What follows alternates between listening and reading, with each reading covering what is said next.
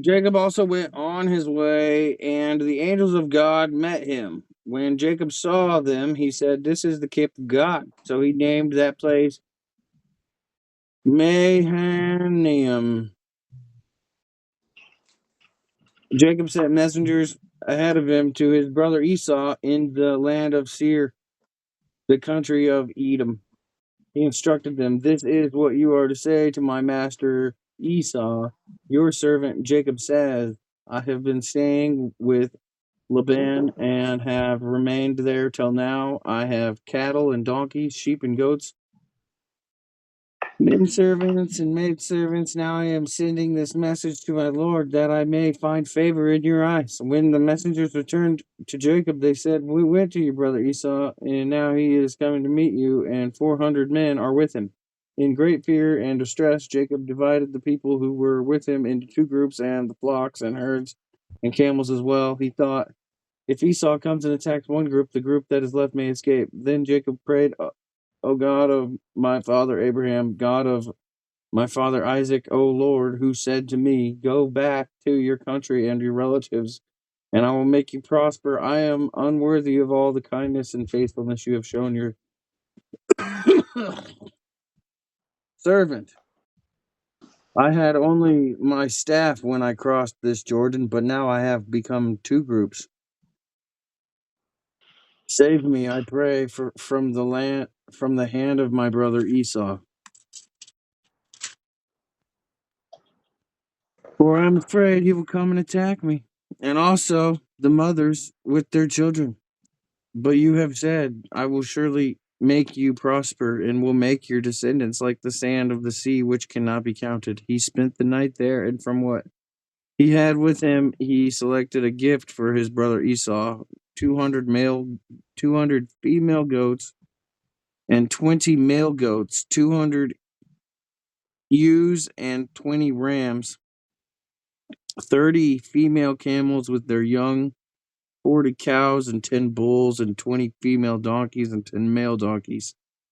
He put them in the care of his servants, each herd by itself, and said to his servants, "Go ahead of me and keep some space between the herds."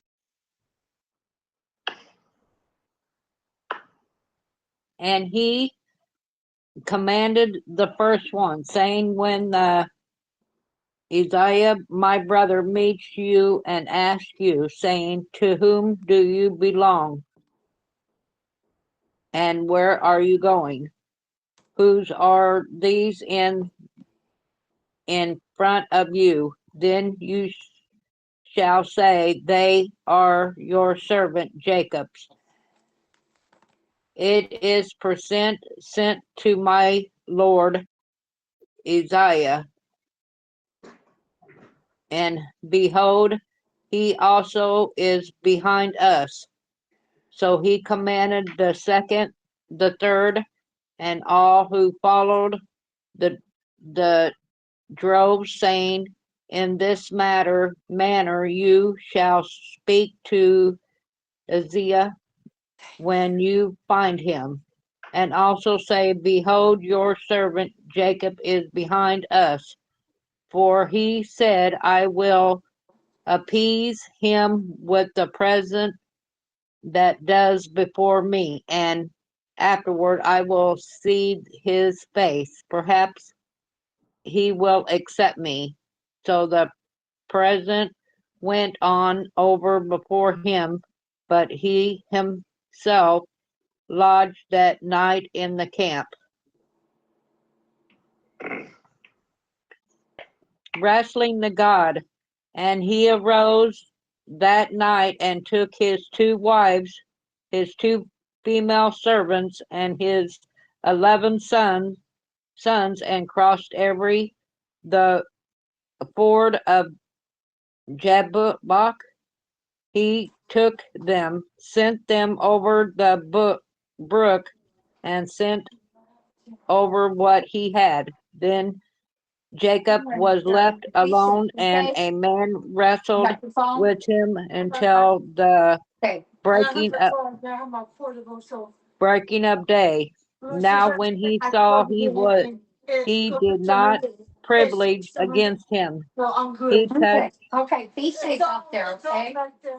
he touched the socket of his hip, and the socket Just a of little bit. Jacob's hip was out of joint as he wrestled with him. And he said, "Let me go, for the day breaks." But he said, "I will not let you go unless you bless me." So he said to him, "What is your name?" He said, "Jacob." And he said, "Your name shall no longer be called Jacob, but Israel, for you have struggled with God and with men and have privilege." Then Jacob asked, saying, "Tell me your name, I pray." And he said, "Why is that you ask about my name?" And he blessed him there. So Jacob called the name of the place Peniel, for I have seen God's face to face, and my life is preserved. Just as he crossed over Peniel, the sun rose on him, and he limped on his hip. For to this day the children of Israel do not eat the muscle that shrank, which is on the hip socket, because he touched the socket of Jacob's hip in the muscle that shrank.